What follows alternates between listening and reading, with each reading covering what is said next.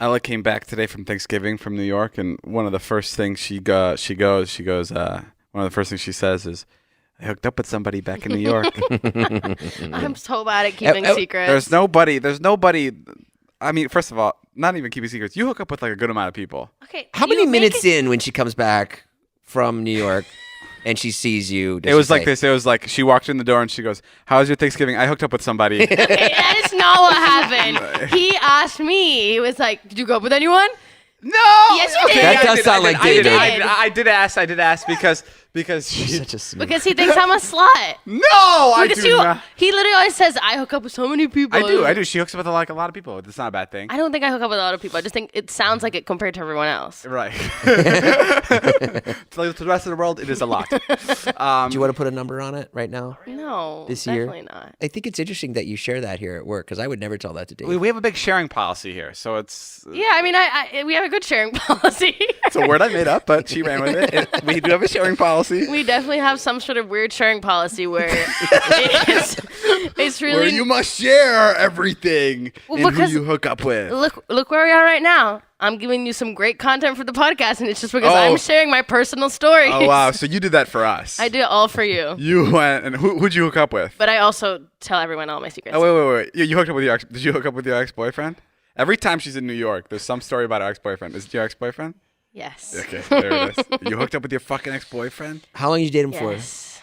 Like 4 years. Okay. Like 2 years, then we broke up for a year, and then 2 years again. So he's a very important person in my life. He's always been a very important person. Okay, time out. When did you break up with him?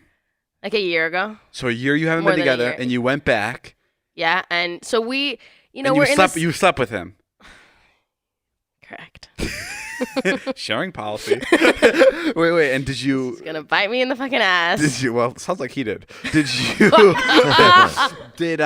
When you were flying to New York and it was Thanksgiving time, you don't have family in New York. No. So what was at the top of your list? Is he your friends? Be my friends. I honestly didn't even think. I knew I was gonna. No text way. him. You honestly no. I swear to God, because So the problem why I always see him is not problem, but like we're in the same friend group. Like his best friend is one of my best friends. Okay. Guy friends. So you didn't go to New York thinking that you were gonna see him. No. Okay. And on Thanksgiving, I text all my friends, "What are you guys doing?" And they're all like, "Oh, we're going to your ex-boyfriend's house." And I'm like, "God damn it! Like, what the fuck am I gonna do now?" Like, I thought I was gonna hang out with you guys, and I had texted him being like, "Hey, I'm in New York, just so you know, like, if you want to get a coffee, because we're in like very good friendly terms." Right. And then he was like, "Oh, I'm having dinner. Like, you should definitely come." Blah blah blah. And so I was like, "I mean, why the fuck not? I'll go." Like, all my friends were there. It wasn't weird.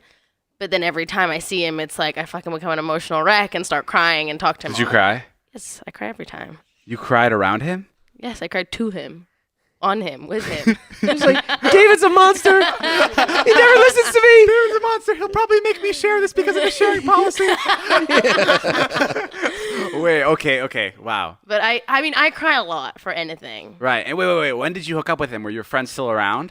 No, so we were all there, like having fun, like drinking. And you guys were giving each other looks? We were like talking, and we were just like, when you don't see someone that was such a big part of your life for like, I hadn't talked to him in like 7 months. Right. So we had so much to catch up on. Oh my like God. He moved, like all this stuff that I moved. He knew I moved to LA, but like that's it. So yeah, I mean, we were like all talking, and then everyone kind of left, and like I honestly didn't even notice that people were leaving because I was just like in this deep conversation with him. Yeah.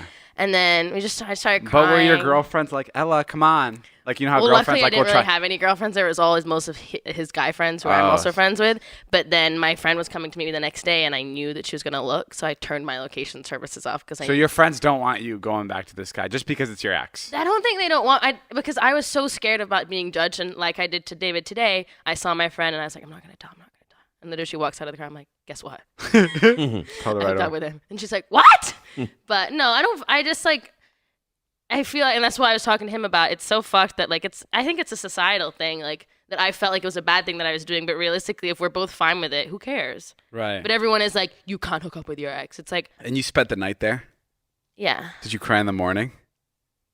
No. Did he cry when you guys were hanging out? No, he didn't cry. No. Why are you nodding underneath your breath? Why did you put the mic away from your head and shake your head yes? And then you mouth something like, No, I don't What want to. a pussy! No, he I'm didn't just kidding. cry. He didn't cry. Yeah, And he you didn't guys, cry. I'm assuming you probably told him that you're not going to tell any of your friends.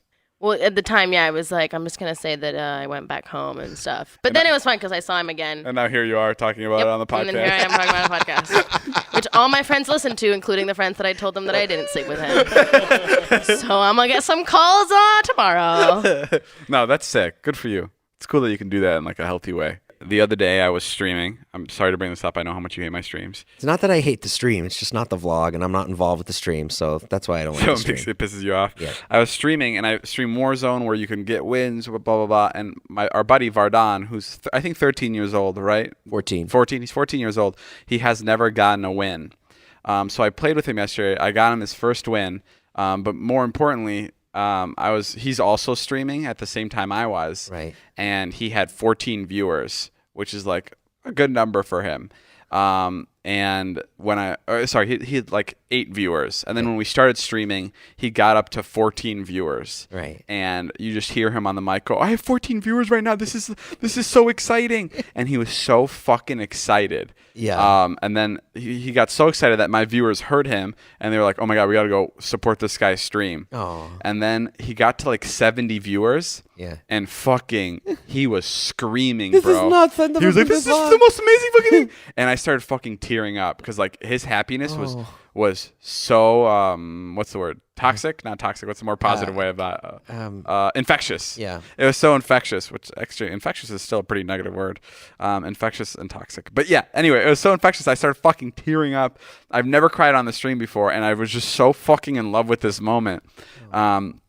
So then I sent everyone from my stream to his, and he ended up having a little over 5,000 viewers in his stream at one point. Oh my God. And he was fucking freaking out. And this morning or this afternoon, he texted me just out of nowhere. He goes, man, thank you, David, for everything, for my life being great. You really helped me, bro. Thank you for everything. Thank you, David. Love Vardan. That's what he said. And it was all one run-on sentence. Yeah. No commas, nothing. It was just one big fucking sentence. Yeah.